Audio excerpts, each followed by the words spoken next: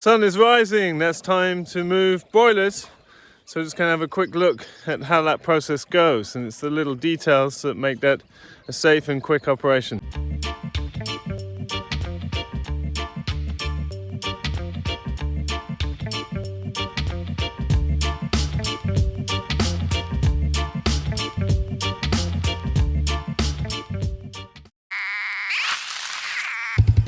Water lines are potentially freezing on these frosty days, so just tapping in the water. We drain it at night time so we get water up for the day. So day 33, and you can see traces of ice on the water. It's quite cold. What we've been doing is just supplementing the water with little trays, but it's basically as soon as the sun's up it's thawed out, and they're sleeping most of the night, so it's not a big issue.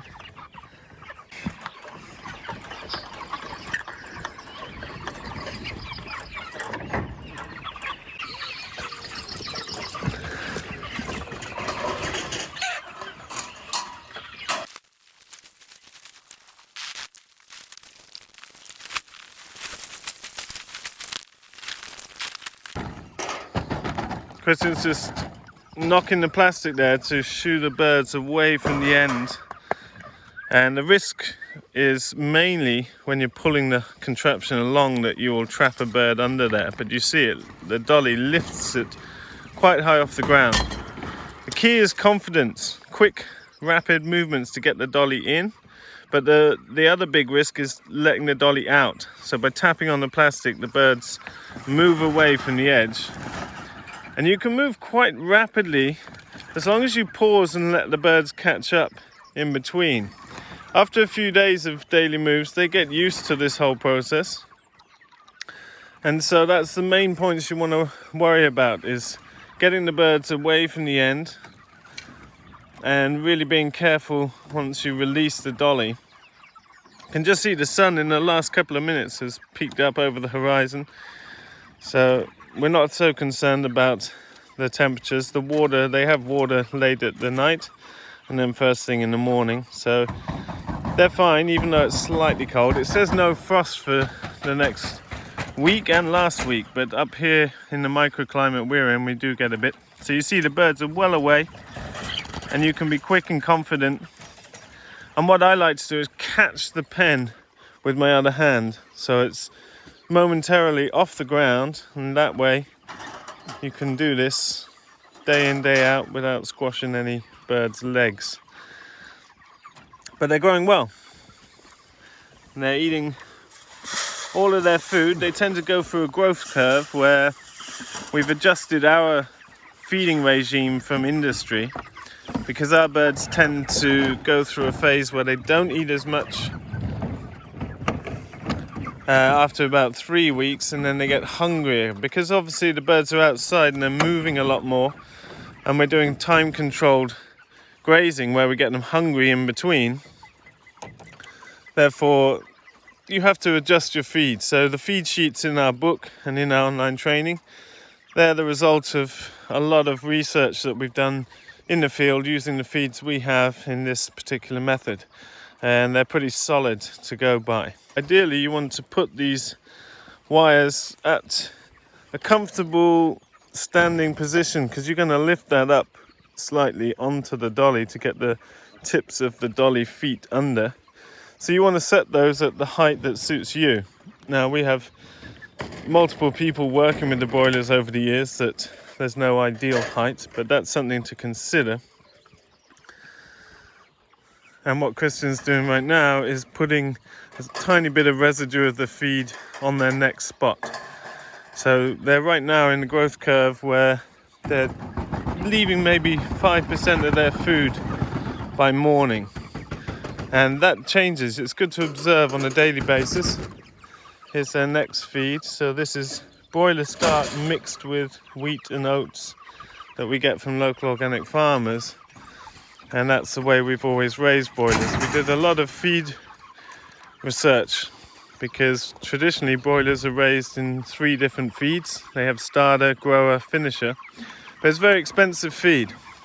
Note how the birds are right away from the end of the pen, so Christian can be pretty rapid with his movement. Key is observation, stopping, starting, just letting the birds catch up. These birds have been moving enough on a daily basis that they know that they're going to a fresh spot. And even though the grass has only just started growing, there's fresh ground and bugs and greenery for them to peck at.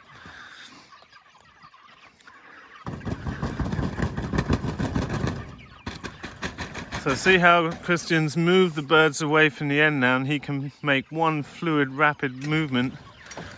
And then you see he's gently lowering it down. Now he knew the birds were out of the way there, but you can literally hold the pen up. They're light enough to hold it off the ground to ensure that you don't trap birds. And you can really use your ears at this point. You can hear if a bird's in distress. So we put the feeders under a covered section of the pen. So in all our pens we have 3 of the roof panels covered and 2 of the sides covered. And they're always moved with the prevailing winds which come up here in mind. So when they come around the tree lane here, they'll turn that way so that the wind protection is still in the same direction.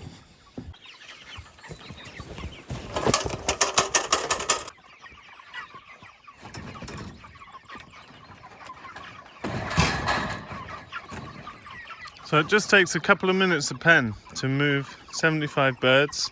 These are 3 by 4 meter Salatin pens, so 75 birds being the standard, based around the nitrogen loading of the land. And because they're moved daily, this is 16 times less intensive than organic broiler production. So for those that think this is intensive, you wouldn't want to eat any other type of chicken, that's for sure. You can see a bit of water comes out because the ground is a bit bumpy, but that's no issue. We've got a hose off the main line that we can fill up the waters. Something else you might note here is we often carry bits of wood on the sides of the pen, and that's just for bumps in the pasture, so you can fill any gaps so that young birds can't escape or less attraction to predators. We've never lost a predator in these pens, ever. And yeah, they're just solid. I think partly on our farm, there's something about the intensity of livestock and people in such a small space. We don't have predator issues. I know a lot of people have problems with raccoons and foxes, etc. We do have foxes here. We don't have raccoons here in Sweden, but we do have foxes, wolves and lynx.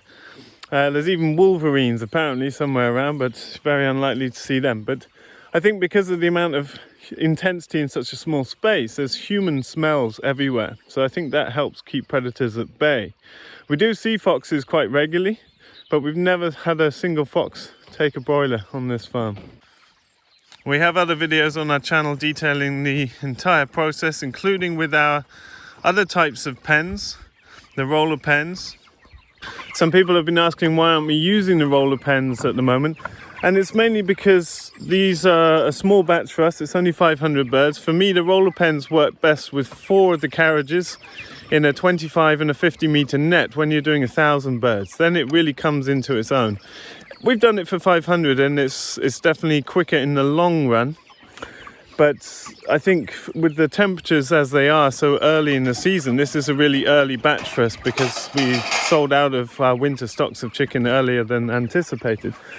These pens definitely help with the microclimate.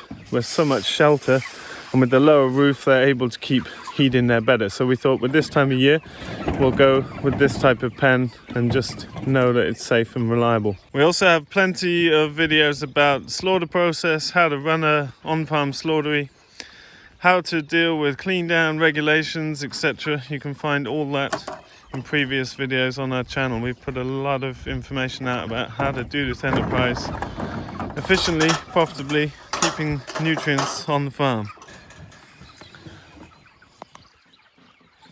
So a lot about confidence, and that comes by practice and repetition. And one thing that's worth pointing out is when you're moving these pens along, we've got a handle that's just a bit of flexible tubing on the wire. But what do you do if you hit a bump and the dolly gets stuck on its wheels? Rather than pull with excessive force, the best way I've found is to zigzag and pull from side to side in a sort of scissoring action. Because the danger is if you pull really hard, you'll go over the bump and you'll move at uncontrolled speed, and that's when you'll trap a bird, get its feet caught.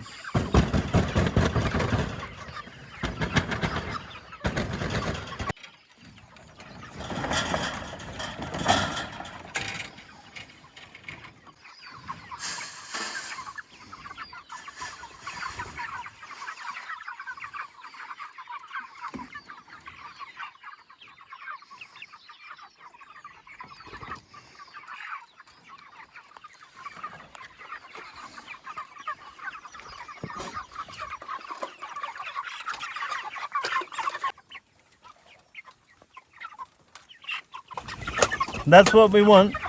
Birds moved onto fresh ground, and you see how inquisitive they are, taking up leaves, insects. That doesn't save you on your food rations, but it does translate to vitamins and minerals. You see that bird in the middle, just taking down grass. We're giving them a healthy diet and exercise, and that's what keeps these birds healthy. The health of these birds is all based on management, and we've shown that repeatedly. You can raise, these are Ross 308s, very similar to Cornish cross, but they're perfectly functional, just heavy birds.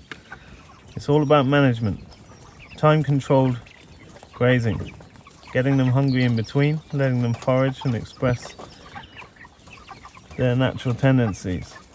Healthy legs, good bone development. Quick video today, just trying to show you snips of daily life on the farm. Don't forget to hit subscribe and notifications bell if you want to see updates regularly from us. And you can find out a whole bunch more in our book Regenerative Agriculture, a defining manual for the movement, as well as our online training in the links below. See you next video.